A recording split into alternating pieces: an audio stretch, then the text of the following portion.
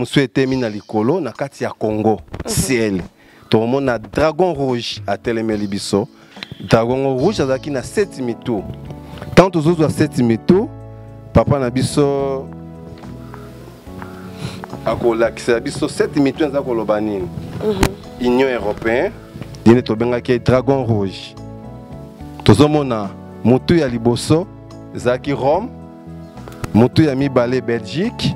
Il y a mis ça au Portugal. Mon tour, il y a 4e, c'est France, Espagne, Grande-Bretagne, Hollande. Il y a un moment qui a dragon, ils ont bungisa bana nzambe nzela. Ceux qui le Congolais, ils ont bunga nzela pour na mukila ya dragon. Parce qu'ils ont enseigné, Isaïe, ceux qui ont enseigné les mensonges. Baza ba prophète, baza ko loba makama nzambe te mais baza ko bungisa batu na mensonge. Baza ko te ya makambo o etali mensonge na mensonge ya liboso yona mukila dragon to laksibino azaki na mission ya mindele muto apesa ke mission aya hotel congolais ba benge père de église de réveil yeyo mais père d'église de réveil ayeko la musabango na réveil ya mabe ya lokuta le véritable père il y a réveil de Congo, c'est le Simon Kimbango. Que la femme s'enfuit dans le ciel, dans le désert, où elle avait un lieu préparé par Dieu, afin qu'elle y fût nourrie pendant. Tokoti na likambo ya tadi. Bino so boyebi ke non. Tata Simon Kimbango akimisaki mama mwilo na tadi. Akende ko bombaye na désert. Et sika akende ko bombaye yango wana o tokoti na kati ya tadi. Ye moko tata abandaki ko yolesa mama banda 3 jours. Pendant 3 jours. So tali ndenge nini arokende na tadi arokende lango ndenge nini bakendaki ndenge nini mama tanga na 14 yango no leki 14 na Apocalypse 14 yango no oui 12 awa papa zato lukala malam banyonso na 14 elobi boye et les 2 ailes du grand aigle furent données à la femme afin qu'elle s'envola au désert vers son lieu où elle est nourrie un temps de temps et la moitié d'un temps loin de la face du serpent.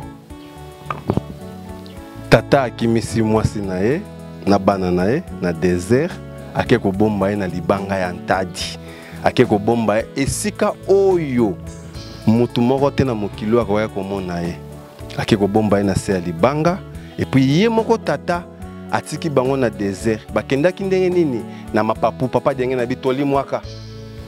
Apocalypse 12-17 elobi boye selon lui second. Et les dragons furent irrités contre la femme et il s'en alla faire la guerre au reste de sa postérité. Wana Esaïe 12-17 ekoloba ete le dragon fut irrité contre la femme et il s'en alla faire la guerre au reste de sa postérité. À ceux qui gardent le commandement de Dieu et qui ont le témoignage de Jésus. Maman comprend comment tangi? Na comprendre un peu na moni libota et santo. Moni libota et santo. Dragon a kokaki moisité. Très bien. Dragon kokaki moisité, alongi moisité. Yango akina ba descendant ya moisi. Postérité na. Postérité na yango eko panza. O monaka kamba e panzani o kakake non o ba panzana non. Papa denge ndalobaka mama mulu ayebisaka eboye ke Satan lobi na okota na libota na yo. Yango moni bato bakota, yango moni église kimbangiste e panzana eza bango te zali Satana dragon akokaki mamate nde akiko panza libota e santo. Moto moko aloba ah maman falon. Mais aux aventures, yo continue dans ndako pena to zala boye maman ki ne ko bosana esika tchaka nzeta fufu na kasi na ndako.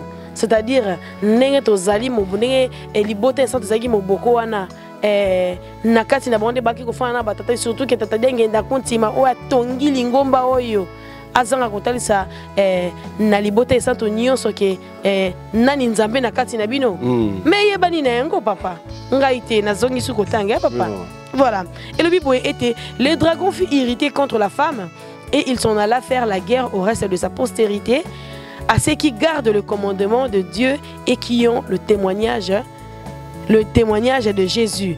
Donc, ezali na Apocalypse 12, ngaite Apocalypse. Postérité. Bango libota santo. Jésus a tikilaki bango commandement. Yangwane komami le commandement de Jésus. Tata dia lungana. Tata dia lungana tikilaki bango commandement. Mais drago akoteli bango baboyi mibeko wana o batiaki nzambe molimo santo tata Simon Kimbangu kiangani comme chef. Bango no tolobare papa Simon Kimbangu kiangani azali chef spirituel ba Kimbangu c'était batikaki responsabilité ya mokili ya Congo. Bango ba papa na biso na respect bango bakanisaki ke non babuki mibeko ya tata kolo Yesu. Babuki mibeko ya mokili te. Babuki kosa o wana mona ka se dragon satana kote libino babuki mibeko Bible combien ngai te Dragon rouge. Dragon rouge akosala makambo asali makambo Kimbangi c'est vous comprendre que non mutoyo akoya ko pesa biso connaissance o nzambe atikela biso c'est maman na ndako mutapesaka connaissance c'est maman soki lo Kimbangi sa o négligaka maman mwilu oyebi eloko za kozwa te omoni basango babatama na sima ya mama Vierge Marie parce que nzambe akitaki na mokili oyo ayende kotia mwasi nene esika nyonso bapapa balongo na biso ntango ekoki biso sikoyo tomipesa na makambo misato bolingo mibeko isa mpe ntango ekoki amempe alobaki akoningisa mokili ntango wana oyo ezali te maloba nyonso papa alobaki eza kokoka 100 ans ekobota makambo ebele keke nyonso komona yo ekoyemama na biloko na biso mama yo nde ozali mama ya mabota.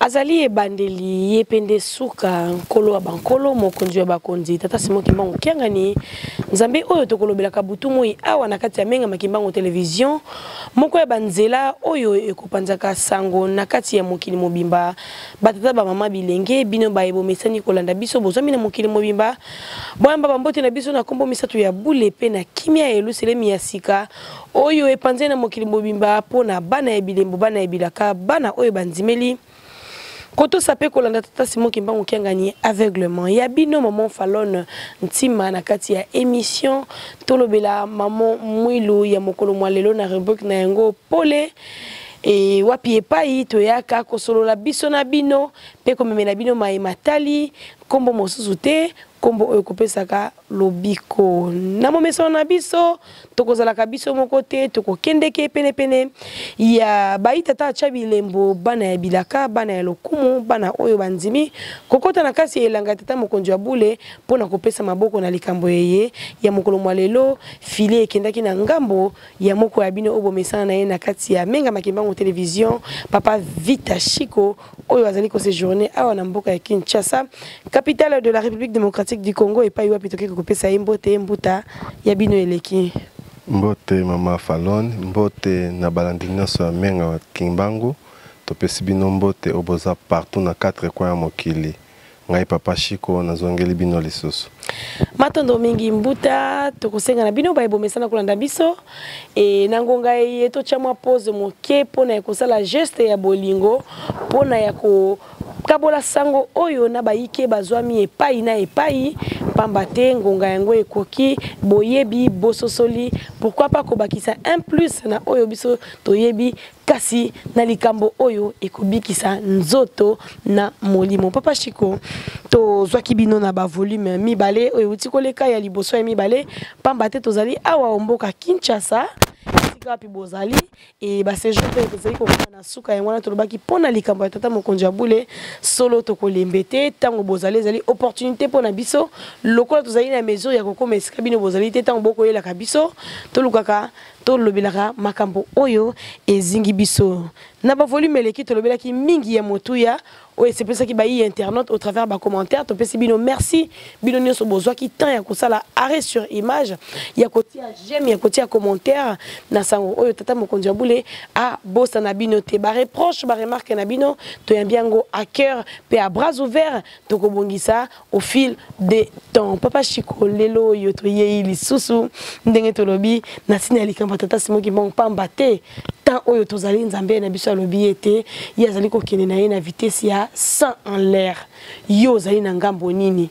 nde tina tofandeli awa lingomba ezali n'est-ce pas mikolo oyo na ba événement ya minene oyo tokokembela ndakisawa ba flûtiste bazali na mboka ya Nkamba kuna na milumi ya 17 mars oyo tozali tokanisaka bokaboli nzoto na molimo ya nzambe tata Kisolokele Lukelo Charles Daniel et kolandisa mape na le 2 avril na le 22 mars kuna tokotala rabongo tata Mfumwa Longo les bâtisseurs de l'église Simanengo tozali kokende na 2 avril oyo ezali bongo boye ya nzoto ya tata na Lubumbashi pona kokende Nkamba to na 6 avril debi ya ministère ya tata Kimbangu pe 27 avril likambo tofandeli awa mama Mwilu sango ezali boni.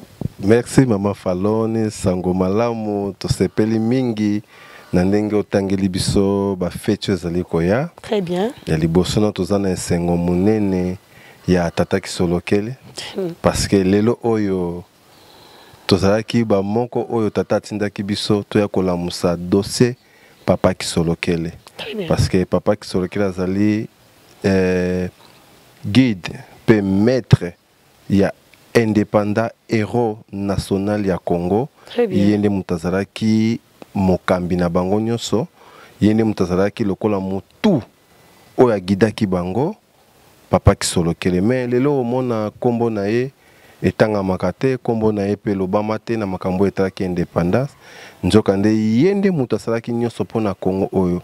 Soki leo tomoni ba papa na biso ba Lumumba baza ba héros national batanga bango nyonso me batika kotanga papa Kisolokele te yango papa Diangenda lobaka il faut qu'on corriger histoire soki to corriger histoire te soki to lobby soki to tie kombo ya yaya na ye Charles Kisolokele na makambo te tokosala nyonso tokosala eloko moko te yango wana nde toyaki tolobeli mpona tata Kisolokele na mokili lelo oyo les Congolais va comprendre que non papa Kisolokele azalaki grand acteur à terre na makambo wana pe azalaki na kati ya table ronde. Et puis papa Kisolokele yende mutu amemaka mbongo pona conscient ya ofuta ba Belge. Papa Kisolokele yende mutu abimaki première na bango nyonso na liste o babandaki kosala. Papa Kisolokele yepe mutu aliboso akenda kokutana na roi Baudouin na 1958. Okay. Yé mutu aliboso politicien liboso asolola na roi Baudouin ye. Tokomona solola na roi Baudouin na 1958 nde akozonga abengisi ba politicien nyonso na ote osolola na roi Baudouin na lettre oyo mama Mwilu apesaka papa Kisolokele oyo papa Kimbangu apesaka mama Mwilu. Très bien. Et yango wana papa Kisolokele okende nango kuna epa roi Baudouin alobi eloko nga na elaki ezalaki likambo ya concours oyo tobimaki mais dossier nanga ezalaki mpona indépendant ya Congo lettre oyo koko papa na ngai asignaka na koko na yo roi Albert Premier alakisaki lettre abi roi Baudouin ebise oui nayebi lettre oyo ezali awa na dossier na biso yango nde papa Kisolokele azali moko ya mutu leader oyo akendaka kende pa ya mundele mutu aliboso azwela biso signature pona indépendant ya Congo. Yango tozana esengo lelo o Congolais topandi sangwana partout na ba émission na sali libanda ya chaîne o ya biso ya ba kimbangiste na libanda mokili et comprendre que qui est papa Kisolokele Lukelo. Yango mission na biso yango wana toye pona distraction te. Biso toye poto la musa eloko o Congolais habité. Yango tango nyonso papa Chiko ko sabino ke non ye azali descendant à porte-Paul. Ye à côté ya batu ya katite. Tango no te batakati ba rosepela nanga te. Parce que o Paul ando te ya ba Pierre bando sepela te. Bando biso yo zalaka te na Yesu Kristo. Makambo yo koli wapi. Menjoka nde ya kutanaka na kolo Yesu yango alobi ke non nga na pandi sango ya Yesu esika bato bayebaki ete. Ezalo kwa biso toke panda sango ya tata Simon Kimbangu kiangani epa ya bato yo bamona yete bayoka ete pe biso ne mutu za kokende kuna kokende kopanza sango yango tokopanza sango na kati te mais tokopanza ngo nde libanda yango wana tokende kopanza sango papa Kisolokele mais lelo oyo likambo ya mutu ya na yaki na démission na kati ya mboka ya Congo. Okay. Mission ya liboso zaki kolobela munene ya papa ki sorokel ne na lobi. Mission ya mibale zaki kolakisa munene ya mama Mwilu Marie Kiawanga Nzitani. Très bien. Parce que mokili kimbangiste azwaka mama Marie comme mama ya lokumu ndeto ebi kala mama ya lokumu mais esika na ye oyo penza ya divinité na ye kimbangiste penda ayebaka te. Yango mission oyo ngana yaki nango lelo ya kolakisa munene ya mama Mwilu na kati ya mokili oyo. Mama Faloni na kopesa suzu mbote na batu bolanda biso na bokebi nyonso.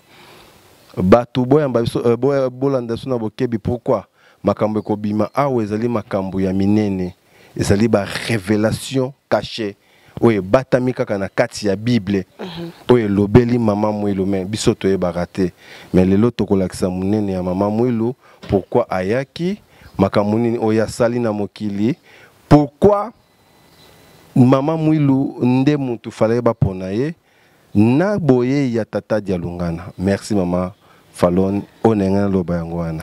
Merci beaucoup, fidèles internautes, très chers abonnés à Menga Makimbango Télévision.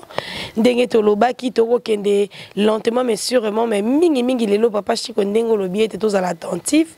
Ngai pe na kozala vraiment très attentive parce que naza na besoin na bakisa boye bina moi moke o nazali na yango sur maman Mwilu pambate mama ya kota molobeli kimpovela nyonso pona biso et moi si mon côté oyo asali to asala na yamba moko songolo to paka zai na kati ya mokili oyo mama Mwilu a salaki déjà de nos jours awa so moni mobali na yo butu asola kana mutu loba o asimbi bakisi automatiquement au kimi parce que vous comprendre été kasi mama Mwilu asalaki preuve de courage pour qu'il y ait le cahier nani wana etanga yeba ki kezalaki nani oki kezalaki nkolonde azaki koya ndalobite tata wana akosakate nzima. Voilà très chers abonnés de Menga Makimbango Télévision ndenge tolobaki tozali na esengo tozali ko kene lentement peu sûrement kasi ça la partager, s'abonner, tika commentaire, tika j'aime pour maintenir biso en forme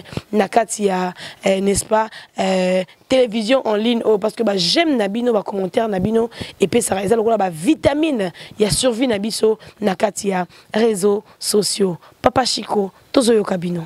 Merci maman na opportunité oyo likambo oyo euta musika des ans na zwa révélation oyo mama Mwilu na 2 ans wana na kolobate kezate pour mama Falon azana nga mopanze oyo na zwa kango liboso mais na ki ko bakisa su implice na likambo ya mama Mwilu mukolo na monaka mama Falon amati ko kende osala émission na Tadi nde tango na monaki mama Falon na Tadi na monaki mboka wana pe na zwa ki révélation mususu pona mboka wana ya Tadi na mabele ya Tadi nde esika o mama Mwilu papa kenda ko bomba ye nde pe ya kosenga ke no ngai pe année passée ote koleka na komaki na mabele ya Tadi tango na komaki wana kozonga nazongaki nde tata alakisaki ngai maima so maba oyo batama na mabele ya Tadi ope batama na mokili oyo pe esika batu baebite tokosenga na bandeko bazwa Bible oyo za likambo euti na kati ya Bible oyo tokotanga Apocalypse 12. OK. Apocalypse 12 wana tozoloba Apocalypse 12 mobimba eza kolobela mama Mwilu parce que Apocalypse elobi boy ezali likambo oyo eza koya balobi te oyo eleka soki basi balekaka ba Eva ba mama Sarah ba mama Marie ba mama nyonso ya Bible balekaka mais tango Apocalypse abiki non oya moni ekoya ba événement oyo kosalama oyo koya eza kolobela ke boye ya mama Mwilu na mokili yango wana tokosenga na bino lokola tozalaka toujours na mama Falon na edaka biso na botangi pe nde atangaka e facilitaka biso pe to comprendre likambo yango tokobanda na chapitre 1 tobandi. Merci papa. Apocalypse 12 et le Biboye. Un grand signe parut dans le ciel. Une femme enveloppée du soleil, la lune sous ses pieds et une couronne de 12 étoiles sur sa tête. Elle était enceinte et elle criait. Maman, pardon que malembe. To bandine bande lobinini. Et le Biboye était un grand signe apparu dans le ciel. To sokiwana. Voilà. Et ça quoi ça so que non. Signe moko etelemi likolo. Tant tozo loba likolo to loba ciel. Tant tozo ba ciel tozo loba Congo. Congo mona kango yango nde likolo. Ciel. Tant tozo loba ciel mundele nde mutu ayekola kisabiso que non. Ciel c'est ma pata. Personne nzambe avant non. Tant tozo ba signe moko etami na likolo. Signe on esami na likolo, moi si moko be abimi na likolo. Moi si moko be abimi na mabeli na mboka ya Congo, mboka ya Nzambe. Moi si yango azalaki abimi na kati ya sanza, anyati sanza na makolo na ye. Tant tomona ka sanza wana, à partir de l'auto comprendre que non, sanza wana ozokomona sanza c'est tadi. Tant ozomona sanza, yango wana nde otobengi mabele ya tadi. O nyoso kenda tadi autaka na sanza. Mama mwilu, papa diengenda roisa biso que non. Esika na kenda kozwa mama bino boyebite. Mama mwilu abimi anyata sanza. Lelo mona so bi la ligne c'est mama. Moinde tata. Mama mwilu nde mama ye wana sanza. Balobi azalaki nakati alataki moi. Moi azalaki nakati ya moi. Moi wana tozali koloba ezali c'est lumière.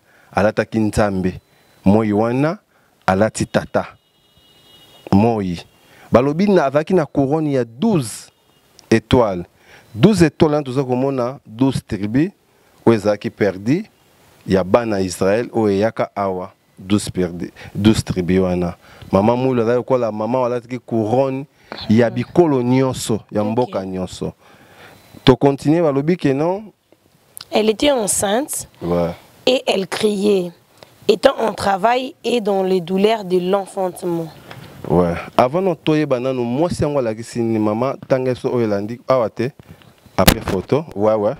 Tangela biso, parce que la Bible interprétaka, yango moko, awato interprétation la Bible. Louis II et le Biboye. L'Apocalypse. Oui, l'Apocalypse 17-18.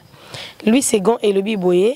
Et la femme que tu as vue, c'est la grande ville qui a la royauté sur le roi de la terre. Matondo mingi mama, et le bin abiso que non, moi si obomoni wana, yewana mama oazana royauté, na bokondia ba roi, yene mutakobota ba roi, na kati ya mokili wana ya nkamba, na kati ya ville wana akobota ba roi. Esengo mingi mama ko bandelango. Voilà, Louis II, Tobandeli 17-18 et le Biboye. Et la femme que tu as vue, c'est la grande ville qui a la royauté sur le roi de la terre. Matondo mama falone sengo makasi ya koyeba bo nzambe ya mama mwilu. Moi si eno moni yende mutakobota ba nzambe. Yende mutakobota ba roi. Ti omoni aboti tata kisolokele lokelo nzambe roi ya mokilo aboti tata dialunga na kiangani aboti tata diangenda. Bible obi mwasi na bomoni yende mutu mwasi akoya kobota ba roi na mokili oyo.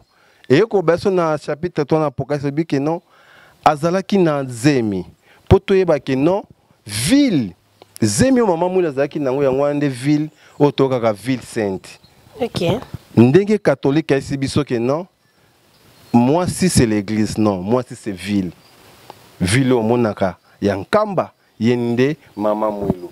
Toko monango awa parce que tout ça ba preuve nango awa na Bible ekolobela biso nyonso pona likambo ya mwasi wana mama mwilu. OK. Galates 4:26 et le Biboye. Mais la Jérusalem céleste est libre et celle de notre mère. Wana Galates 4:26 nde le bien. Bokomaka yango parce likambo ki mangise vote yango mokili mobimba. Voilà. Poto yeba bon Nzambe. Et le bien de Jérusalem céleste est libre de celle de notre mère. Jérusalem oyo ya likolo ye wana mama na biso. Toke na mususu mama. Lelo toko panza nyonso. Voilà, et le Bible sous. Et j'ai vu la ville sainte, la nouvelle Jérusalem, qui descendait du ciel, envoyée par Dieu, prête comme une épouse qui s'est faite belle pour aller à la rencontre de son mari. Tokomona ke non banda mokilo e banda Nzambe azalaka na mwasi na ye wana ville o babengi Nouvelle Jérusalem yo wana mama mulo kya wanga mwasi ya Nzambe tata Simon Kimbangu. To continue mama. Awa siko tokoloba mukolo oyo tata abalanaka na mama o basalaka mariage. Ezape na kata Bible. Ok, vu qu'on parle de la femme, Toye Awana, Osée 2, 19 à 20, 8 secondes, dit ceci. Je serai ton fiancé pour toujours. Je serai ton fiancé par la justice, la droiture, la grâce et la miséricorde. Mukolo mama mwilu abalana kina papa oyo maloba elobaka na Bible kokisamaki ezaka le combien date ezana na sema matalango. Le 4 juillet, et ça, papa, Jules, c'est juillet. Juillet, oui. Voilà, il m'a dit en portugais. Le 4 juillet 1915. Papa Simon Kimbangu qui a gagné. Ah non, mais Aïsa portugais, papa non. Oui, oui. Et ça, Mukolo Oyo Tata, Babala Basalaka, mariage, na maman, na 1915. Il y a un moment où Osée et le Belabiso, les Cambouana qui non, serait nini. On comprend toujours mon nene ya ville wana toye awa mama na biso eza likambo boza na face ça mama otanga nde parce que poto comprendre mais wana nde mama likambo te parce que tango ba ike ba kola da biso ba koloba makambino ba kimangise boloba ko mama wapi na mama wapi occasion yango yo jeune qui mongiste yo papa qui mongiste yo maman qui mongiste occasion yango yo o epesa meninga ina yo ozwa bik o noter yango pambate motuna etango ko pesa mela yo. Oui, selon la Bible. Voilà. La cité de la Nouvelle Jérusalem est la ville sainte dans le nouveau ciel et la nouvelle terre que Dieu a préparée pour le saint qui participeront à la première résurrection. Après la fin de Fléau, des 7 coupes sur cette terre, Dieu liera Satan dans le puits de l'abîme pour 1000 ans. Accordant aux saints qui ont participé à la première résurrection la bénédiction de régner avec le Seigneur dans le royaume millénaire. Puis, à la fin des 1000 ans, il fera disparaître le premier ciel et la première terre et donnera aux saints le cadeau du nouveau ciel et de la nouvelle terre. Ceux qui doivent recevoir ces bénédictions sont ceux qui ont reçu la rémission de leurs péchés en croyant au saint évangile de l'eau et de l'esprit donné par Jésus-Christ. Le Seigneur deviendra l'époux de saint et le saint comme épouse de l'agneau qui est devenu époux vivront dans la gloire étant en temps revêtus et de la protection, de la bénédiction et de la puissance de l'époux dans son glorieux royaume. Dieu a préparé pour le saint de la cité sainte dans le nouveau ciel et la nouvelle terre. Cette cité n'est nulle autre que la cité de la nouvelle Jérusalem. Elle est préparée uniquement pour le saint de Dieu.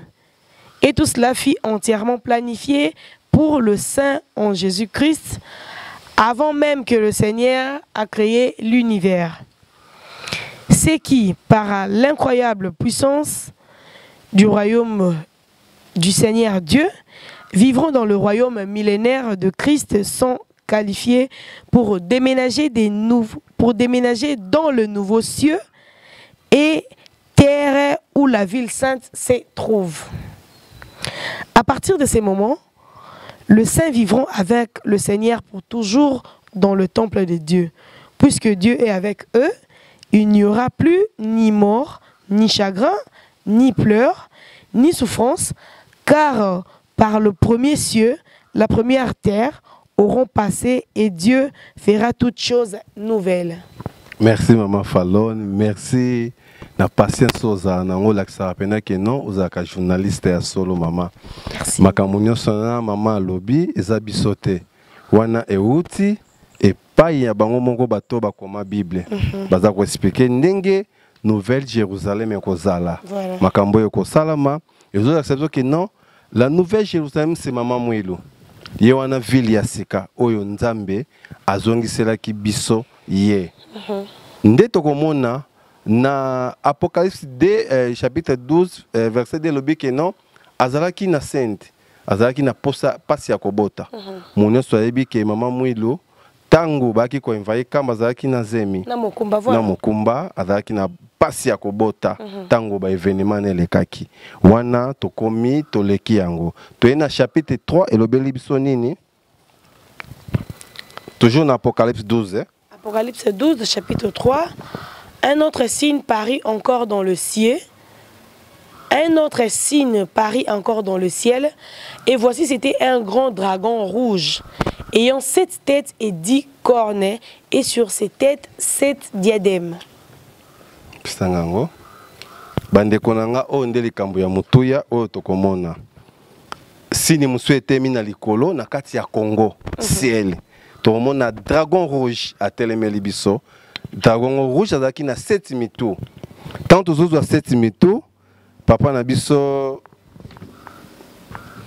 akolakisa biso 7 mitu eza koloba nini. Union européenne dine tobengaki dragon rouge.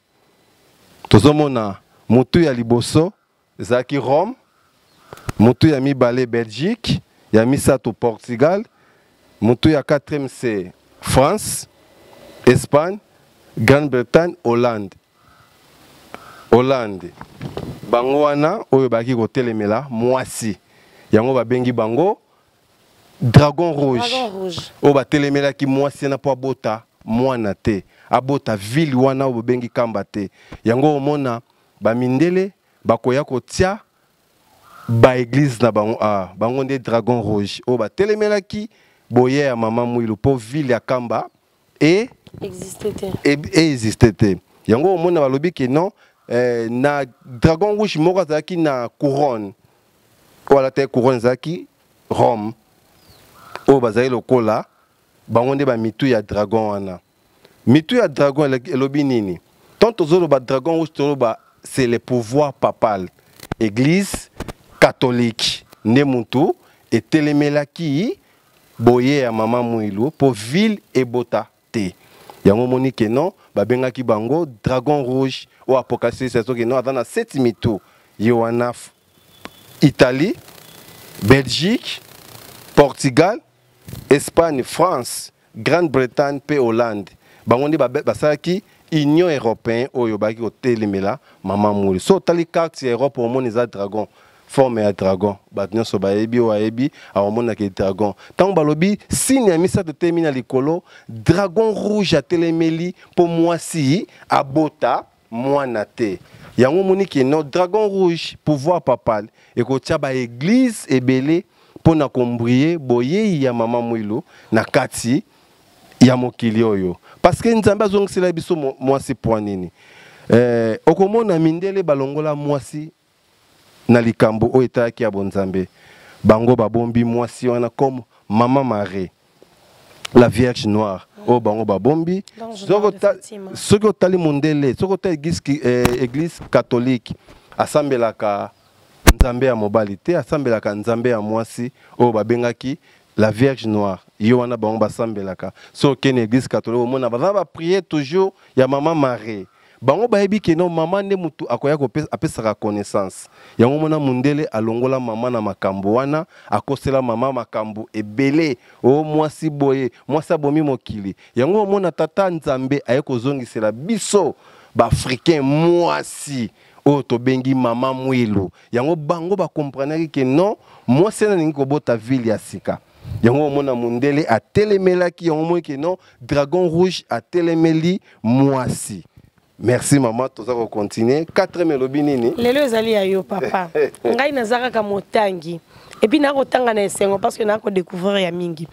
Alors toujours dans Apocalypse 12, tokiti na 4 et le but était Saké entraînait le tiers des étoiles du ciel et le jetait sur la terre.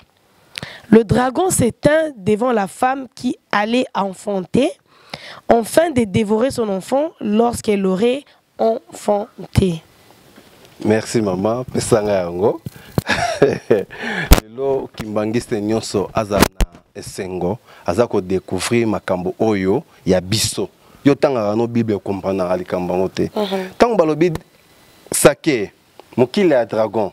Mokili ya dragon de etelemelaki ba étoile ya likolo. Ba étoile ya likolo biso yeyo. Oh, tozali na motu ya mama mwilu. Oui, biso nde oto yaki na mama mwilu ba étoile, oto ezali ba descendant na ye, bana na ye aboti biso. Omona mokili ya dragon ezako ningana, ezako kuisa bango babiki no ezako ti bwaka bango na mokili. Mokili ya dragon ezako bwa ezako beta bango, ezako bungisa biso nzela. Mokili ya dragon na banani mama. Est-ce que tokoyeba mokili ya dragon soki baza banani? Parce que dragon ba toyebi dia motu na ye. Eza na 7 mitu to moni ba pays wana. Sko mokili ya dragon o ebungisaka le Congolais ti le za banani? Parce que mokili ya dragon ne mutezo obungisa. Tokoyeba Bible eza ko répondre biso. Oui, naza pressé vraiment à découvrir. Bible eza ko dire mokili ya dragon nani? Fidèles internautes, mokili ya dragon oyo papa Chico alingata tsana biso ezali été eza pe biblique. Oui. Waouh. Ésaïe 9:14, parole de vie 2017. Ésaïe 9:14 et le Bible. Les anciens et les notables, c'est la tête, le prophète qui enseigne de mensonges, c'est la queue. Les anciens et les notables, voilà Ésaïe 9:14. Et le Bible était c'est les anciens et les notables, c'est la tête. Les prophètes qui enseignent des mensonges, c'est la queue. Basien, bangwana monaka, babe, baliste madanen, ba cardinal, banen, bangonde basien, bangonde mitou. Vous comprenez? Sikoyo, ba prophète o bazako enseigner les mensonges, bangonde mikile à dragon. O tokomona bazako kwesa bato, ba prophète wana ya liboso yeyo. Ba prophète o dako enseigner mensonge. Montaliboso bane ko bungisa congolais na likambo etali ya papa Kimbangu yeyo. O asalaka nzambe malamu montaliboso. Bango nyonso ba prophète o bazali ko enseigner les mensonges. O to benga kina Adina Bala. Bango nde bazali ba mikila ya dragon. Bango wana catholique ataki bango na mission pona ko bundisa likambo etali bonzambe. Yango moniki mukila dragon eza ko bungisa bana ya nzambe nzela. Soki le Congolais zali ko bunga nzela pona mukila ya dragon. Parce que ça ko enseigner Isaïe si soki no baza ko enseigner les mensonges. Baza ba prophète so baza ko loba makambo nzambe te mais baza ko bungisa batu na mensonge. Baza ko teya makambo o etali mensonge na mensonge. Ya liboso yewana mukila ya dragon to laksibino azaki na mission ya mindele muto apesa ke mission aya otea congolais ba benge père de église de réveil yeyo mais père d'église de réveil ayekola musabango na réveil ya mabe ya lokuta le véritable père ya réveil de Congo c'est le Simon Kimbangu yene muto ayeko réveiller peuple congolais ke bino bozana nzambe na bino bango bazali ba magistrat bangoyo ba inspecteur bangoyo oyo catholique atika yami balé tozui ba oyo otala bango toujours ba mikila dragon tozui bango bangonza bango tout baza système ya catholique ya kobundisa boye ya mwasi bolanda biso na bokebi bango wana ba prophète ya mensonge o bazali koteya bangonza totali awa ni mwanda seme totali awa papa nzuzi oma bango tout baza toujours na ba signe ya ba rouge bangonza o bango tout toujours bana toujours na système ya ba dragon balataka ba rouge bango nyonso te kotala awa tato to bengi mfumukusu bango bazo pesa makambo ya kamba mususu babundisi ya kamba babundisi ya ville sainte po ville sainte ezwate po nini tata nzambe apesi bana na ye bala na nzela ya kimbangu mais bango bazali ba mikila dragon o bazali kobungisa bana ya kimbangu nzela omona tato abengi ye diangeniste papa nzuzi yeyo toujours ozomona mokila dragon bango to balataki rouge omoni ba prophète nyonso bozomona aza koteya contre kamba contre likambo etali papa Simon Kimbangu contre likambo etali ville sainte oyo tobengi mama Mwilu parce que mama Mwilu mutaboti biso yende mutazali ville oyo Nouvelle Jérusalem mais okomona dragon atelemeli ye po aya kobundisa ye mais na fin toko découvrir dragon azalaki nani toyebi kazalaki église catholique dragon mais etana mutu moko abatamaki na nsima ya dragon toke na Papa Chico, avant de avancer, est-ce que les amis motuna parce que mon salon a besoin de motuna mituna on va détendre beaucoup yaka awa et lui qui a besoin d'aller était mais beaucoup il a besoin d'aller suffisamment chargé et na maso vous allez koloba lelo yo na katia et le benabiso oteli ko yoka mamokili mobimba est-ce que boali ko yeba était manso boali ko bimisa soubassement les allez na bible vous allez courir risque toté. Maman Fallon, merci na mutuna risque te tango Jean azako lobelango aozwa vision azomona na Nouvelle Jérusalem nyonso na tozomona oyo ezako loba eza makambo etali boyei ya bonzambe ya tata Simon Kimbangu nyonso ozomona biso te mutokomi yango bible nde mutekomi yango ezobeli likambo ya sika likambo ezako ya yango tozali kozonga kaka na kati ya bible nde tokoyeba maemaso tozana eloko moko te o biso to fondé awa ezali inspiration de Saint-Esprit ngonga nango ekoki balobi ye moko tata Kimbangu nkombo na ye ezali mokonduli ya makambo ebatama yango ngonga ekoki tokoyeba nyonso oyo koleka ba o bazana molimo ya nzambe ya tata SKK mokonza bule bako comprendre likambo Papa Chico azoloba ba oyo batangaka bible makasi bakomona ba o découvrir makambo oyo eza ko batama tozana ko banga te eloko moko te mama eza musala oyo nzambe apesi biso et bon ba o bazali be ma vie na yote o ba bazali be ma vie na yote na ndenge osili o bimisa ba leader spirituel na bango comme si on peut le dire comme ça parce que ba leader spirituel bon bonde ba bondisi atata ba finga katata biso to finga kate biso to finga kate zong sarate ba bundisaka tata oya biso ba benga kaye farce prophète to ba ke azali nzambe te ba teyaka bana na bango différent mama ngai oyo nakoyaka na kingonza ngai nakoyaki na kingunza nakendaki na kingunza tango nakina kingunza mama na ngai makambo na nozwa ba matea nozwa na kingunza soki ozan mutopona mate okotika la kuna parce que ebungisaka bazolo ba bino ke kambeloko ezalaka te kamba boye Kimbangu abota te bango nde ba prophète au bible beke baza ko enseigner les mensonges mama mensonge na bango yango wana baza kolobela kombo ya tata na ndenge ya mabe baza kopesi tata date na bango ya sika oh tata Simon Kimbangu abotama na 1889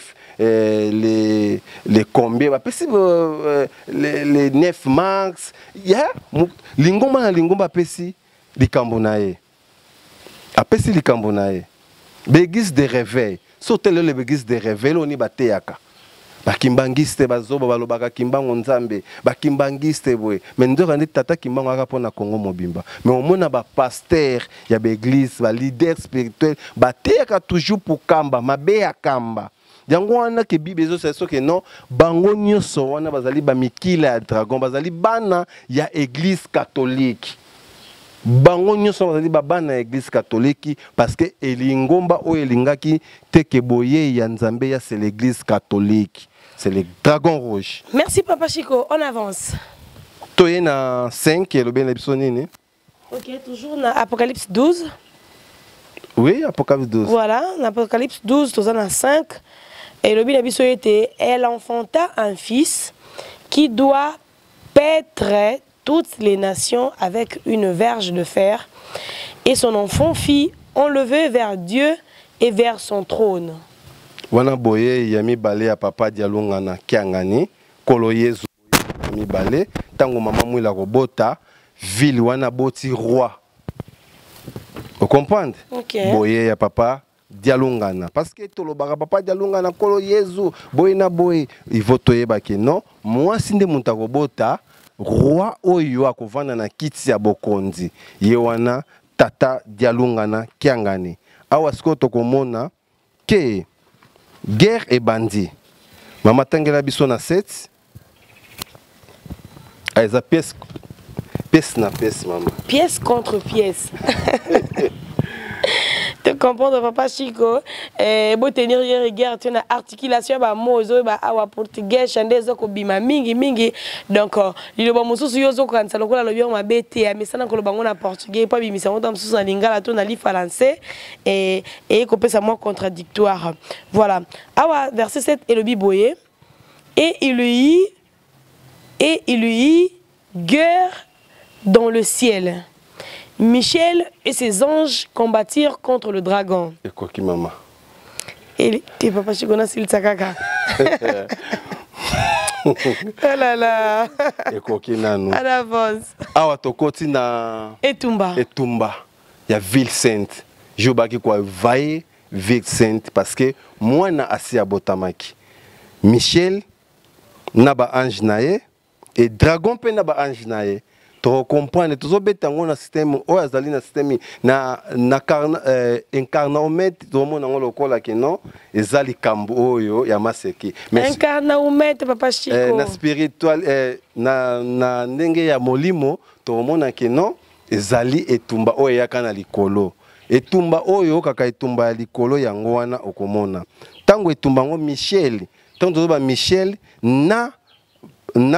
Michel na ba angelo na ye na dragon pe na ba angelo na ye Michel tozali koloba ye wana mama Mikala Mandombe chef ya ba angelo nyonso ya tata Simon Kimbangu les anges et les archanges ye wana mokonzi ti omonaka baki konvaye kamba mukolo wana mama Mikala ke mwana muke bomone wana ezalaka etumba monene ezalaka bokomona yango avato etumba likolo oyo kitaki na se mukolo yango wana oko comprendre ke non tango etumbe ko yana likolo tozongi na 6 nini koleka Maïmaleki na 6 et le biété et la femme s'enfuit dans le désert.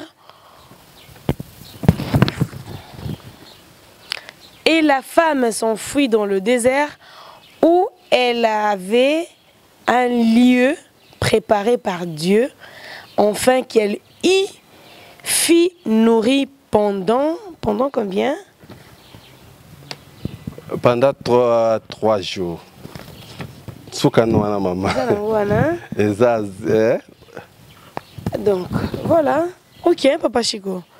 Donc la femme s'enfuit dans le ciel, dans le désert, où elle avait un lieu préparé par Dieu, afin qu'elle y fût nourrie pendant. Tokoti na likambo ya tadi. Bino nyonso boyebi ke non. Tata Simon Kimbangu akimisaki mama mwilu na tadi. Akendaki kobomba ye na désert. Esika akendaki kobomba ye yango wana oyo tokoti na kati ya tadi. Ye moko tata abandaki koyolesa mama banda 3 jours. Pendant 3 jours. So tali ndenge nini arokende na tadi arokende yango ndenge nini bakendaki ndenge nini mama tanga na 14 yango no leki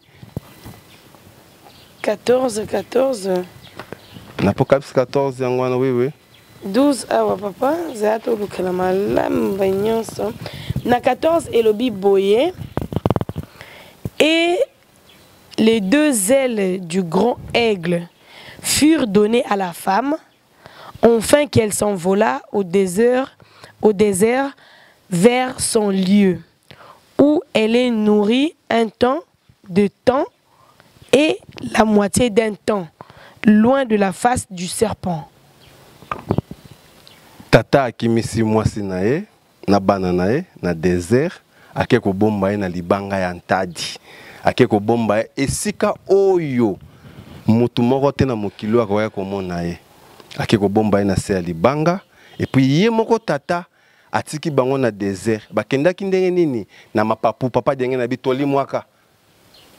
direct na Bible komami yango wana bato boko comprendre boyeba. Très bien. Azui bango ba limu mbalamo baketina kati ya ntadi. Papa zongi super sazaki aye atali bango aye. Esika bazaki basalaka 3 jours mais papa banaye ko ya kolesa bango chaque jour. Voilà. Abanaye ko ya kolesa bango yango wana omona pe ba na kati ya ntadi to senga pe botela biso pe image ya tadi esika wana papa kenda ko bomba mama Mwilu. Mais papa Chico obligé menga makimbangu archive et surtout qui est aux alaki wana présent et pas si ya tadi papa Chico ngai e ko kabula nga motema na biteni mibale poko tala maman falon kana ndenge na ki bosiko na vundu ki mwanda monzamba salinga ngolu na tango wana tande bomona na ba image santé zalaki nanu ya maman mafuta boyete papa Chico mais na ki na pasi pona kobima na se ya libanga wana ina kokanisa naki na bana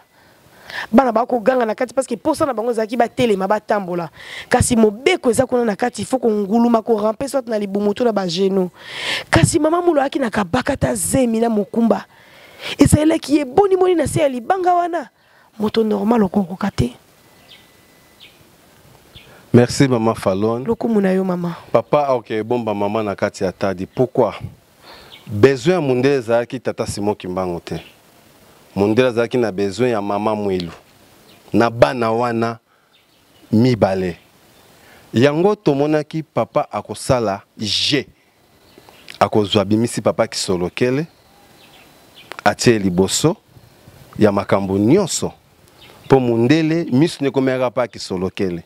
Mais muto azaki na likambu yona boye ya kolo Yezu tata dialunga na kiangani o azaki na likambu ya munene na tata diange ndankotima o ya kote ya mokili o abengaki prédicateur ya kolo Yezu ye wana yende mutakote ya pona kolo Yezu yango tata lobaki kino il voit qu'il ne ko bomba bango esika po dragon amona ete parce que mundele soka kangaka kaka mama Mwilu na tata diangena na tata dialungana lelo biso bakimbangisi tonga tozala te musala pe papa lengo sala mate yango mona papa okende ko bomba mama na kati ya ntadi moto nyonso akenda ntadi ya baki bomba ma de ya libela amata déjà na planète mususu amata na kati ya sanza oza bénir yango kimbangisi nyonso luka okende tadi o comprendre que tadi wana soko moni na tadi wana mama ezana bilembo mona kati ya tadi bokotiela biso na image. Oromona libanga ya mama Marie eza na kati ya tadi wana. Libanga wana mama nayebi te soki bomonaka yango. Libanga mokobe ya mama Marie eza na kati ya tadi wana. Libanga ya munene tokolakisa awa na bandeko na biso po bamona.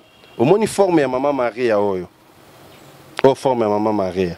Omoni nga lati, ninga zali. Oyo ebima na Egypte. Forme wana esika oyo kolo Yezu akimaka na mama Marie signe wana etikala esika oyo bango bakendaka wana bakendaka bakobatama oyo bakimaka po balinga baboma kolo Yezu c'est la même histoire na ya papa dialungana azokende. Très bien. Awa tokomona libanga ya ntadi botala bino moko signe ya mama Marie wana yango toujours na libanga ya ntadi. Papa Chico mingi baike bakolanda biso parce que ngana komona makaso komona Michel le zaka sourire hein. Parce que mama malamu eko bime Michel le zaka sourire na sourire. Donc ngana komona papa Enoch okwa ko benda yango penza na bokebi. Moi je pense qu'il faut étendre manyo somi ça tuana et pour batu bazala. Batu ba comprendre. Libanga ezali lembo yango nyonso misato mama. Biso zali musato sa na inspiration ya tata. To vandi na ndaku yango yo. Bien, datala. Boromona ki na libanga na ntadi. Mama Marie auta na ntadi. Esika Yesu akena ko bomba mama Marie toujours na ntadi. Esika pe tata oke bomba susu. Mama Marie Mwilu kaka na ntadi. Yango wana yo muto kenda ntadi sepela parce que guerre o ezalaka okomona o sinya mama Marie na katikati omona oyo libanga ntadi koto mama Mwilu. Yo mobilo mo boromona bilembo oyo ezali bilembo ya somo il faut dans la misu ya molimo pour comprendre ce qui mama Mwilu bakangaka ye mais lelo to biso tenga tozala te mama yango papa ayaka na mission ya bakimbangiste te nzambe ayaki na mission ya ko libérer l'homme noir. Nzambe ayaki na mission ya ko libérer l'homme noir. OK. Yango komona papa akokende ba okabwana mama mwilu. Wenzali séparation ya ciel na terre. Et salama en Égypte. Et salami papa atiki mama, papa akei. Kokendo papa akendaki wana, akendaki kobongisa mabele ya Congo. Parce que mabele ya Congo ezaki déjà otekama esi ebebaki. Tata kendaki yango omona ovanda na Lubumbashi. Parce que mokili oyo tango nzamba bandi mokili ebandi na kati ya Katanga oyo tobengi na fleuve oyo esika fleuve ebanda, source ya fleuve esika ebandi na Katanga. Na Lualaba esika fleuve Congo, source ya fleuve Congo ebimi ebandi wana yango nde bandeli ya mokili oyo na Bible eza koloba. Yango mona papa oke na Katanga akovanda kuna na Katanga akosala prisonnier kuna 30 ans akebongisa mokili yango otambola Congo mobimba parce que Congo mindele bateka basombaka yango epa ya batu ya boma ba chef coutumier ya boma batekaka Congo yango mona Stalin na okota na kati ya boma porte d'entrée eza na boma yango mona papa kisoloke na mama Kinzembo ba okesa prison na boma po bakanga dikambo wana yango moni nzete wana o mona nzeta ba oba obino bokendaka esengo nzeta ba oba nisake yango nde porte d'entrée ya Congo o mindele bakotaka yango nde porte d'entrée ti o mona ka wana o l'embouchure ya fleuve Congo yango wana mwanda pesa mona wana esika oyo molimo ya Nzambe ekiyaka egangaka mwanda molimo pesa mona ka tourbillon wana yango moni mundele akotela toujours na bakoto wana c'est porte d'entrée à Congo papa robanda wana akotika bilamba ya bana na misato kuna na kati ya boma na prison ayaki kobongisa kokanga porte yango akotika papa kisolokele alongaki etumbango na mama Kinzembo yango papa oketikela bango 3 bibubu oyo moka tongaki na ba nini na bango atongelaki bango na banzoto na bango et yango moni que non papa mo après ça a sala 30 ans na kati ya Katanga et puis a sala 9 ans na se ya mabele ya Katanga. Pourquoi 9 ans akende ko sala et lobeli biso nini ete biso nini 9 ans ezalo kola ki papa akendaki ko bongisa ba minere nyonso ya Katanga o mindele batiaki yango déjà ba manji na bango ba bebisaki ba richesse ya Congo komaka ya bango bana mundela vanda a bebisa akoma obimisa na ba manji yango papa kena tika nzoto ne kuna po bongisa parce que kuna ebandeza kuna pesi fleuve Congo o ka fleuve Congo bandeli ya mokili ebandi kuna o Bible kosi biso o fleuve monte bandi na Lualaba source nango eza kuna na kati ya Katanga yango okomona tokomona ke no tozongi source na likambo na biso ya mama okomona ki papa ke bomba mama kuna na kati ya mais papa Chiko voir ton âge mayozali ko bimisa na mito na c'est par inspiration to par ba recherche parce que quand tu me bien on dit chercheur côté me souviens bien bibliciste côté me souviens bien yo na habité papa je suis vraiment flatté par Naboye binayo et puis na lobile tata mon centre papa c'est moi qui bon qui ngani azangi le côté maman o ezali richesse na biso o papa pesi biso papa ayebi bana na o ya ko espérer abi tokoyeba bino na bizaleli na ba acte oso comprendre maman biso tokoya kolobela likambo etali lingomba te tokoya te kokota na makambo oyo ya tata mokonzi te. Très bien. Tokokota yango te. Biso tokolobela batu monene na yende. Parce que lingomba processus otoza nango esika to wuti. Oui. Et pas itokomi. Oui. Ne esika to ali kokende. Tata ayebi yango. Tata ayebi lingomba na ye. To kanisa te ke papa azomona tazoka te ayebi nyonso azokomona nyonso pe aza na plan nini o ezali kolanda na sima na yango. Wana eza domaine na biso te. Ya biso te mama. Yango moni lelo batu basali ba chaîne ebele yango moni batu musu bakomika kolobela kaka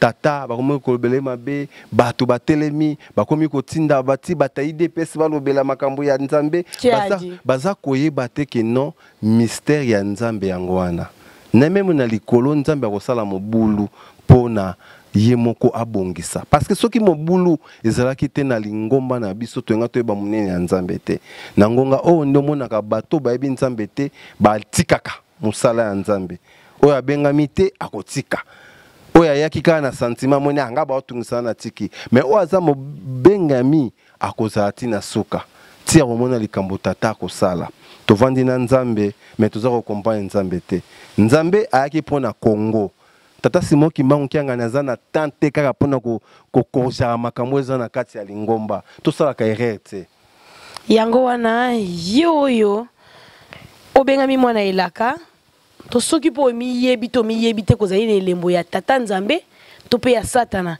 kasi yoyo babengi yo kimbongiste soki na nzela na yo lingomba efingami soki na nzela na yo tata mokonzi ya bule to pe basali na kati na elanga na ye bafingami makala moto na likolo ya moto na yo parce que mokolo moko ezali kozela biso esambiselo ezali papa Chiko retourne à Kobomba ya maman. Merci. Maman Moulunde, yende ville sainte, yenda pesi bomoi. Merci. Fière d'être femme, bien fière. Yakuzala mwana yangudi ya bana. Kimpofela kieto. Merci maman nanga. Oeza ki likambo to nga to lakisa ki munene oyo nzambe apesa biso. Très bien. Soke za busolo parce que mingi tokoleka ngai papa te. Ebele pe bakota nga pe doute. Comprendre? Si. Ah, yeah, wanava. Ah, buena, ah, papa ni olobana. Kasi pamba te to bengi papa Kimbangu le révélateur de choses kasi mokundoli ya mabe ya maye oyo mabomba ma na molili. Sika boye tata Kimbangu ko se révéler na moto ya lingi na lolengi ya lingi na ndenge ya lingi d'une manière ou d'une autre. Kasi ya malamu ezali soki maye oyo ezali révélé ndeti na ngonga boye sika sikoyo ezali ko bala na maye makomami na mokanda ya nzambe oyo tata Kimbangu atikela ki biso yango na 21 te manso boko luka boku tengo na mokanda ya nzambe na kotanga ngo na mokum na mokanda moko te tata Songolo akomi to pe mbuta na kotanga yango na kati ya mokanda ya nzambe to pe référence na biso ko za ndenge na épisode ya liboso to tanga ki yango na maloba ya papa diangenda kuna na temple ya matete lobaki nde subasima na biso yango na donc lelo yo ata esambiselo ye na kozo mokanda na nzambe c'est pas moi c'est la Bible qui le dit ou encore ce n'est pas nous c'est papa diangenda kuntima à matete nde alobaki yango voilà tango yo zo ya ko ya koloba na TV na compte ya lingomba topé na compte ya likambo etali tata Kimbangu aza universel mon se sengeli le belé parce qu'il est universel to boité kasi yeba nini ozali koloba et puis ça na subasma merci beaucoup je crois que comme eli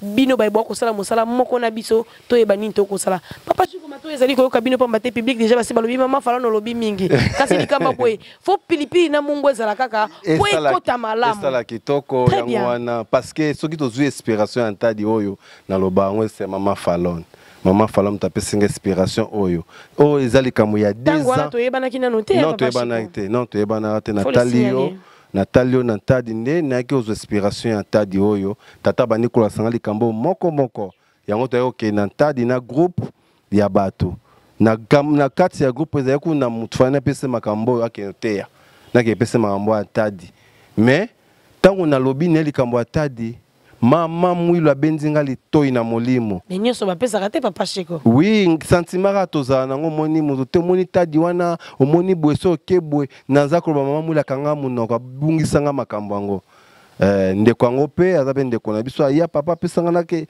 bon ebungaka elingaka te ngonga nango na lobaka ke non il faut ezaka pa mama Fallon na kobeta yango pa mutu te kaka pa mama Fallon nde mutu na kobeta émission ya Tadi après mama Fallon soka pandi na mokili mobimba nde biso bakimbangise na ba o papa inspiré ya mayele to ko invuler likambo oyo il faut to panza sango yango ekende il faut ekende na likambo tata nzambe loko ya pamba ezali te pamba te Tadi to salaka yango uta to sala Tadi moko te parmi bayiki na yamba na ba émission kilikili et balobela likambo ya Tadi to pe baluka ba décortiquer yango et c'est ngona ngezalaka kaka ya komela libanga ya mai ya libanga ya Moïse ya kokotsa libota na ngai na kati ya kokotsa équipe mobimba na kati ndakisa papa enoko tala boeti lelo ata na pasi ata na bisengo to zali kaka donc tina ezalaki nzoka nde sima likambo sali après 2-3 ans et ko botambuma lelo yo na yebaka te na nguluma na sali banga ete lelo ya minene ko ekozala kasi sika nyoso bokomona ka yango pezali interpellation hein papa Chiko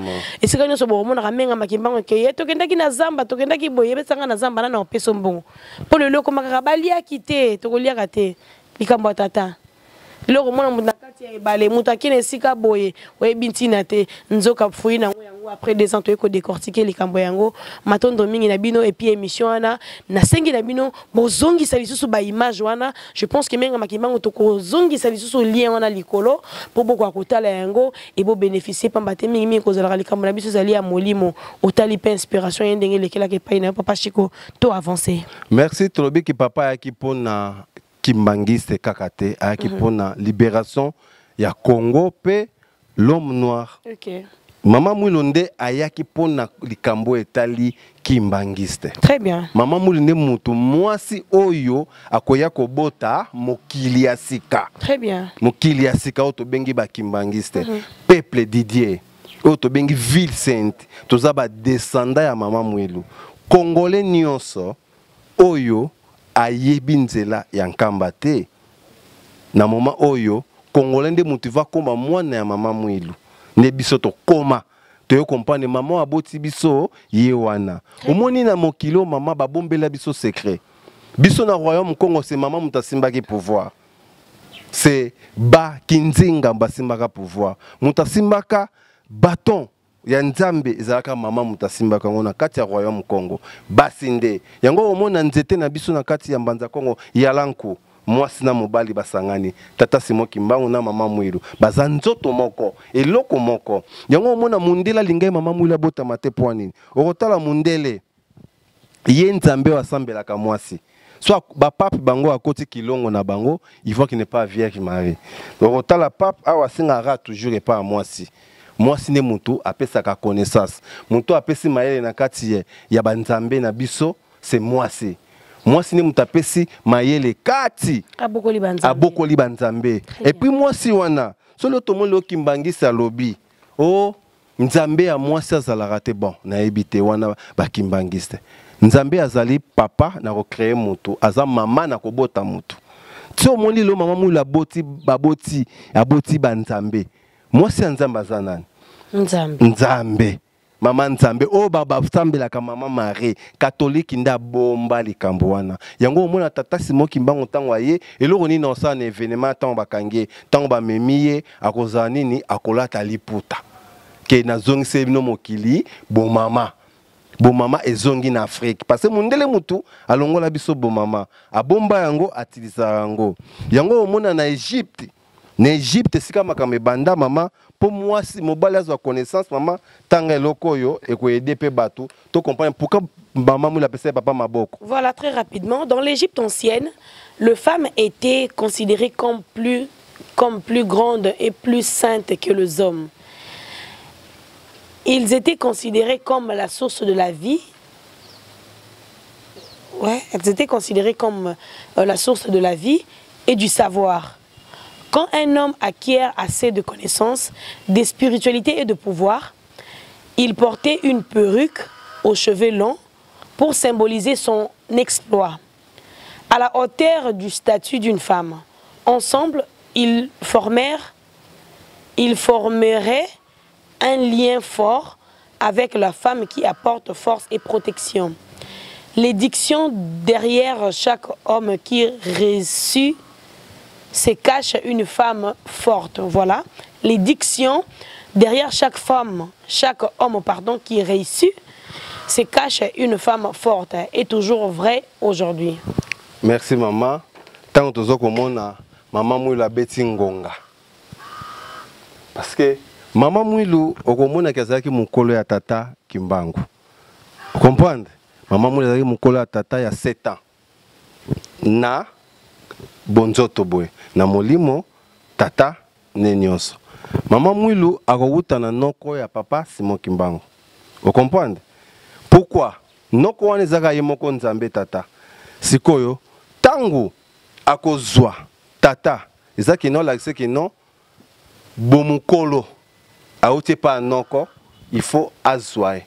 Mama Mwilu nde muta kobetela papa ngonga banda musala na monde spirituel elobi mingi likambo wana yango omona tata lati liputa mais na ba roi Égypte banola ta perruque pour la sakeno spiritualité voilà ya bomwasi yango omoni ke non a omona ba roi nyonso Égypte banokanga photo mwasi nde muto osimba na maboko yango la sikino maboko o papa mama apesaka papa na repeso maboko nga muntu na robot kolayo makambo éducation tozomona loti le pa nzambe na biso tata Simon Kimba Nkiangani et où t'es pas maman Mouilo et où t'es pas papa et qui pas papa qui solo que papa dialungana papa diangenda tie pas tata et où ti et pas bon moi si vous comprenez di kambu ya spiritualité na biso wana merci yango lingaki to expliquer bon mama oyo bon nzambe ya mama Mouilo Kimbangi c'est vous comprendre que non mutoyo akoya ko pesa biso connaissance o nzambe atikela biso c'est mama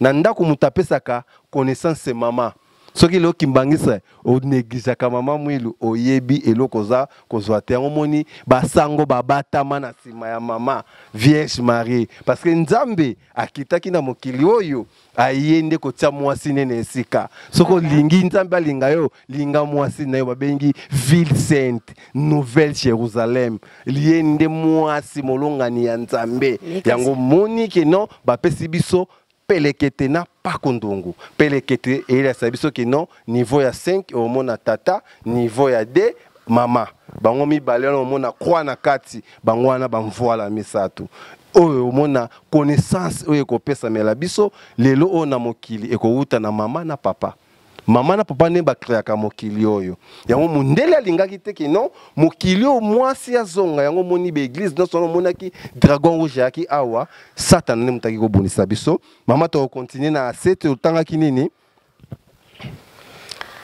C'était le baki na biso était il y eut guerre dans le ciel, Michel et ses anges combattirent contre le dragon. Et les dragons et ses anges combattirent. Mais ils ne furent pas plus forts. Et leur place ne fut plus trouvée dans le ciel. Et il fit précipiter le grand dragon, le serpent ancien, appelé le diable et Satan. C'est lui qui séduit toute la terre.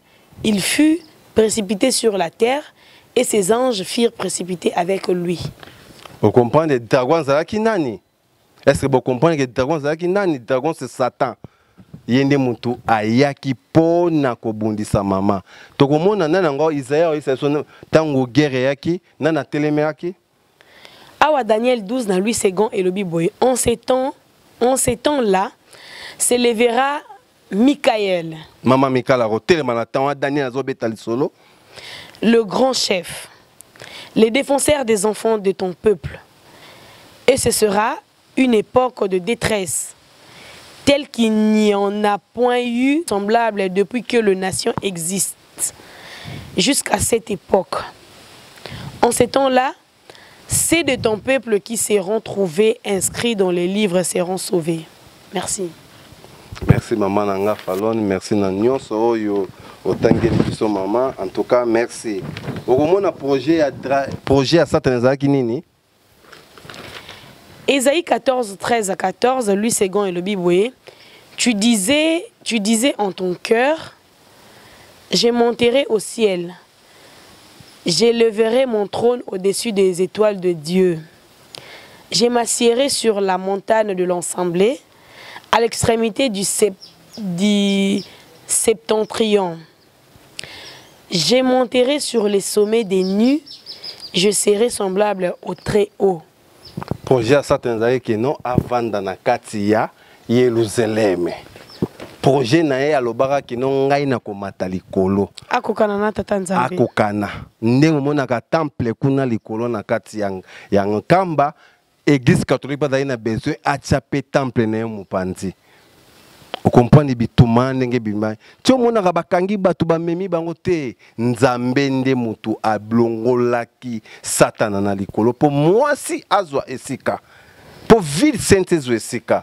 Soki satana tikala ki likolo wana atie temple azaki na projet na ezaki ke non avanda kuna na ciel avanda esika tata tie temple ne pa tie temple na vandi na batune yango mona nzambe Mikael atelemi na ba angelo na ye nde ba bengana ki jour oyo kaka jour envahissement ya kamba biso to bulongo bitumba noma nzoka nde tata nzambe longola ki satana memaki bango ti na lowa alongolaki bango kuna na kati ya ville sainte po mwasi azwa esika po kolo Yesu aya azwa kiti na ya bokonzi yango omona yango ane salamaki nde komona désordre kotaki satana alobaki falaka kota na kati wana yango omona papa Diangenda aisi biso ke non satana yebisi mama Mwilu ndenge na rate yo ngai na kokota na kati ya libota na yo parce que satana alongaki mission na ete kati na mwasi parce que mwasi abotaki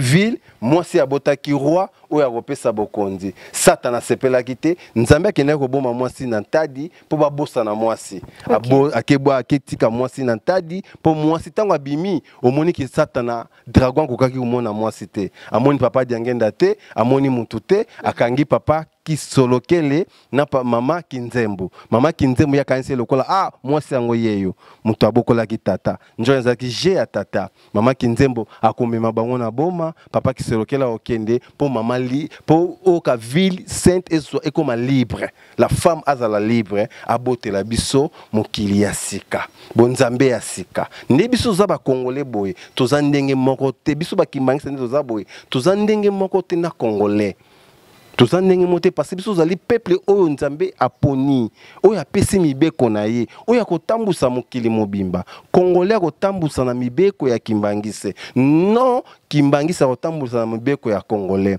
yango omona batata na biso bato ya liboso bakende na batable wana bafuta bambongo na bango mpo baye na likambo ya sika na mokili baye kotambusa Congo ya sika yango omona papa Kimbangu ntango bamemi akomi na Équateur amoni na fleuve Matiti abi ya Congo ya sika eloko ya sika ndenge bana Israël bazalaki na kati ya mboka Egypte bavandi 400 tankuna bazalaki deja ba Égyptien bazalaki deja na bonzambe na bango mais koko na bango nzambe abimeli Moïse habité bino boza différent boza na elaka boza eloko oyo tata na bino nzambe asolola na bakoko na bino ne bokotambusa mokili yango monaka Moïse akiko telemisa bato botelema tosala mokili ya sika toza na promesse ya sika ndenge pe kimbangisa zali kimbangisa jamais kokota na rythme ya congolais kimbangisa na civilisation ya sika mama olata pantalote mama kitambala toyepe na esambeli ya sika toyepe na banzembo ya sika ndenge biso toyembaka ndenge tosambelaka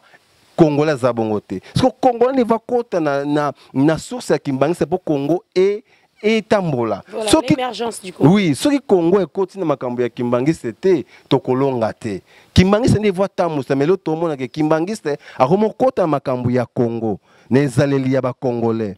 Nzo bande tata lobisi bikine bino ne bokote ya mokili.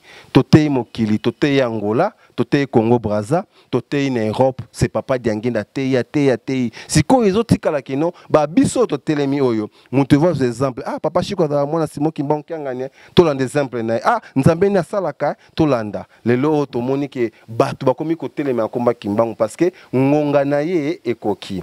Yango mona dragon akokaki kovanda na kati ya nkamba te. Yango moni kanda ya dragon za na Bible eloko nini nakoya kosala. En Apocalypse 12 toujours. Apocalypse 12, 17, Elobi Boye, selon lui Ségon. Et les dragons furent irrités contre la femme. Et ils s'en alla faire la guerre au reste de sa postérité. Wana Esaïe 12, 17 et Kolobaïté. Le dragon fut irrité contre la femme. Et il s'en alla faire la guerre au reste de sa postérité. À ceux qui gardent le commandement de Dieu et qui ont le témoignage de Jésus. Maman comprend comment tangi. Na comprendre un peu na moni libota et santo. Moni libota et santo. Dragon a kokaki moisité. Très bien. Dragon kokaki moisité, alongi moisité. Yango akina ba descendant ya moisi. Postérité na. Postérité na yango eko panza. O monaka kamba e panzani o kakake non o ba panzana non. Papa Diangenda lobaka mama mulu ayebisaka eboye ke Satan lobi na okota na libota na yo. Yango moni bato bakota, yango moni église kimbangiste e panzana eza bango te zali satana dragon akokaki mamate nde akiko panza libota e santo. Bino bato oyo bokota. Rectification mokie papa Chiko. Lingomba e panzana te. Une autre postérité ya libota e santo nde babendana. Tokolobelango boye. Na ndenge tolobeli yango. kopanzana ndenge nini bango oyo bakei parce que kamba erotika toujours nkamba kamba est déplacé kamba ezaka nkamba esika ba papa batikaka esika satana ko bundisa mama esika tata abimela kamba yango wana oyo akobima na kati ya nkamba bimi na cercle o ba papa batikaki c'est que dragon akotelié c'est que satana alongolié tata talikambo dragon rouge ezali matata papa Chico c'est que satana akoti na famille akoti na famille apesi ba musu bazwi kanda baboyi likambo bakei ezali mutu te ezali nde satana dragon rouge eza biblique bisote na mabandela batu batanga papa na seki pamba te likambo kozongenga na motu moto moko aloba maman Fallon mais o eza aventure yo continue dans ndako pena tozalaka boye mama kende kobosa na esika tiaka nzeta fufu na kasi na ndako c'est-à-dire ndenge tozali mobu ndenge libota instant tozalaki moboko wana na kati na bango baki kofana na batata surtout ke tata denge ndako ntima oyo atongi lingomba oyo azanga kotalisa na libota instant nyonso ke nani nzambe na kati na bino mais yebani na yango papa ngaite na zongi su kotanga papa voilà et le bibo était les dragons furent irrités contre la femme et ils s'en alla faire la guerre au reste de sa postérité à ceux qui gardent le commandement de Dieu et qui ont le témoignage de Jésus. Donc ezalina Apocalypse 12 ngaite Apocalypse postérité bango libota santo Jésus atikilaki bango commandement yangwane komami le commandement de Jésus tata dia lungana atikilaki bango commandement mais dragon akoteli bango baboyi mibeko wana o batiaki nzambe molimo santo tata Simon Kimbangu kiangani comme chef bango no tolobare papa Simon Kimbangu kiangani azali chef spirituel bakimbangi c'était batikaki responsabilité ya mokili ya Congo bango ba papa na biso na respect bango bakanisaki ke non babuki mibeko ya tata kolo Yesu babuki mibeko ya mokili te babuki kosa o wana monaka c'est dragon satana koteli bino babuki mibeko bible combien ngai te papa chikote dragon rouge akosala makambo asali makambo pila musiki bana bapandisango dragon rouge akotela wapi akoti apandi libota wana akoteli ba oyo babombaki mibeko ya kolo Yesu te kolo Yesu atikelaki bango mibeko ya suka témoignage de Jésus ezali mibeko ngo oui te mibeko atikaki natiki bino awa na kati ya ndako c'est loué bobi malibanda te oya kobima libanda mitaliye mama ndako na yo eza ndako na yo mabe soki kotitika na ndako bazo ozwa raison na kati ya ndako soko bimi de libanda oza suna raison te parce que nzambe atikaka bino na kati esika moko siko tangu dragon aye amoni ke libota oyo soki totiki yango ndengi na rate kuna il faut na bebisa libota oyo na kokotela ba oyo babombi mibeko ya kolo Yesu te très bien aya koti mibeko ya kolo Yesu za nini papa tikaki nini alobaki nini alobaki ke mutu kezako kende les magistères mutu ezako kende papa batu baweleli bambongo batu baweleli kibokonzi yango mama tomona Apocalypse 12 oyo tokobandelaka yango tango nyonso po mokile comprendre ke eza kolobela maye ekoya o esalami mama batu balongwaki te emonanaki papa biso te tozoloba oyo nzambe alakisaki biso na mukanda oyo lingomba epanzana te ndenge mama Fallon alobaki lingomba epanzana te batu nde oyo babombaki mibeko ya tata bango nde babimaki na ndako me ndako ya tata eza kaka polele ezelaka toujours bana na ye bazonga yango wana likambo oyo abatami alobi ngai na batami naza mokuse boleki nga na mulai mais na mulai wana na monde spirituel yende mokuse pourquoi ya obima mokuse na bino nyonso parce que yazali mulai na bino nyonso bino bokokani boza ndenge moko te yango monaka nzambe aye na mokili ye mokuse tata Simon Kimbangu azali so aye na mokili mokuse muto ndeni aza mokuse boye bato baza kokomprendre te me nzoka nde mokuse ye nde mulai bino bamilai bino nde mokuse parce que azaka na Iye moko na famille ozakaka na mulai wana mususu te. Yango tolobi ke non. Nzambe ne mutapesi biso makambo ya apocalypse oyo. Alakisi biso bato baza ko bundisa. Ezana makambo ebele, ezana boye ya mama mwilu toyebaka ke non. Mama mwilu nde mutu aboti biso lelo oyo. Mama mwilu nde mutu aboti kamba Jérusalem oyo. Mama mwilu toyeba kopesa, toyeba pe koluka ye. Parce que connaissance ya Nzambe ebatami secret ya Nzambe ebatami pa mwasi na ye. Makambo nyonso Nzambe azalaki na mokili batamaka pa mwasi ne mama mwilu. Batu bakangaka batu me bakangaka mwasi ne te parce que mwasi ne akendaka na ntadi. Esika akendaki wana, esika ayaki azongaki ya sika. Yango moni kenon kolo Yesu avant akufa alobaki nini? Mama talabana na yo. Mama talabana na yo. Bana pe botala mama na bino. Tata diangenda pe koloba na biso mama mwilu ava kufa lobi diangenda talaba mama na bino, mama botala mwana na bino. C'est le code. Toyebaka eloko oyo biso tolingi, eloko oyo tozali kolanda. Nzambe tozali koluka ya baventir te, Nzambe asolo. Yango papa bibotanga Bible. Totanga Bible te papa dialonga botanga Bible na likambo moko po bobombaka. Botanga ngote lokola livre Apocalypse 12 dragon non. Botanga na bokebi nde bokozwa makambo.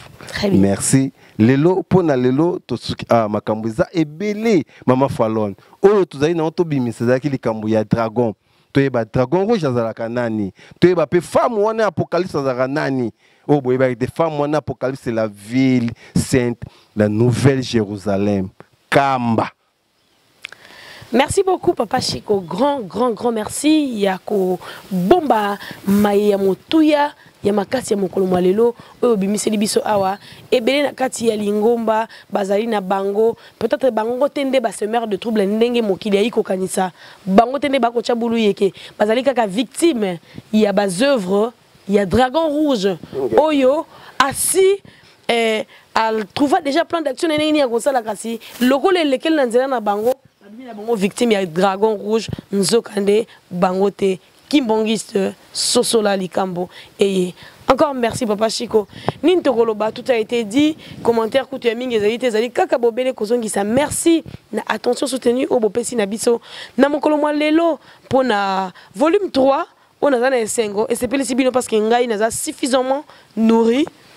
Et j'espère que nangambo na binope. Merci na si ma caméra papa Enoko Maketi na supervision ya papa Jordan Tima et ban sotozali wana pona ko pesa maboko na likambo ya tata pourquoi pas na comité luzizi la banda et banda kasa papa qui c'est ma yema totali kuna révérend Makie c'est tout le monde chef abeille base mobimba papa la gâche maman Emily Zola papa Sunda Afonso nangambo kuna donc ba mama ya menga makimba moboli ebele mwana na bino papa Chico na bokunduli ya mingi yeyo ayeyi maman Lili et ba mbote esika bozali ebele botoni sami ebele to bosani te papa Jean-Paul Beken Satuzola bato na ko qui la fleur wana ezaka papa Chico soki émission ekoti feedback faisonga soki émission ekoti remarque reproche to pe encouragement kozalaka nga personnellement ko tutaka ngai e kosalaka ngai sengo mingi na mokili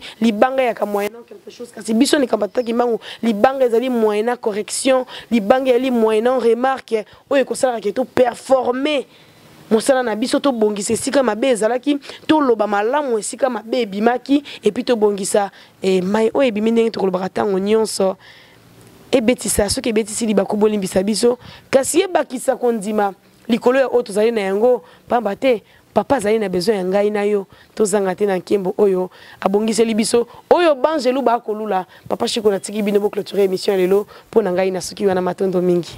Merci maman Falon na opportunité zaki ya lelo likambo euti musika vraiment elukaki kaka yo omoni yango zaki na ba manœuvre pour ça ma ba koreke tolenga totika ko journal mais esalami na nguya ye moko tata molimo santo vraiment tata Simo Kimbango kiangani Nzambe ya mpungu ne Nkongo Kalunga ne Mbumba Lowa ye wana ebandeli pe suka ye wana mususu azalite alobaki ke non nakei me nakoya kovanda na kiti na nga ya bokonzi mpona zwa pe kembo na bana na ngai yango azongeli biso avani na biso aza nzambe oyo azali kotinda biso oyo topesaka mbote oyo tomonaka toza na esengo tokobetela bana biso bakobetela mpe bakoko na bango mama oza na esengo lelo oyo tango mokili koya na nsima baloba mpe mama Falone mpa lekaka alobaka likambo wana. Non mais papa Chiko naza fier ya kozala témoin ya mystère papa Simon Kimbongo Kiangani. Et puis nako rassurer ba internet to ba kolanda biso ete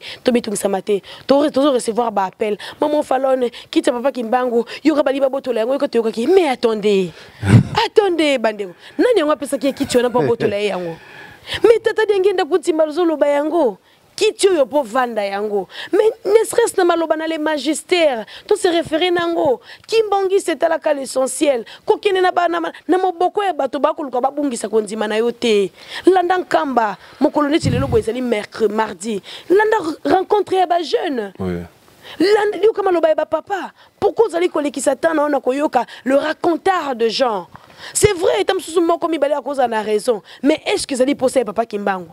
C'est vrai que le balikamo on n'est yo kanisi que ça solo alobi que alobi pena solo za bongo mais est-ce que c'est les moments Konsodiambu intangwani c'est pas le moment nangongo yo ezali totonga nkamba pour passer na biso ici là pour dire to tali makambano ki on 50 so libumweli to lobate so ko lati na mama lamu te ko sepela te so ki mwana beli ozangi mbonga ki so ko sepela te pourquoi tozali lié na ba futilité.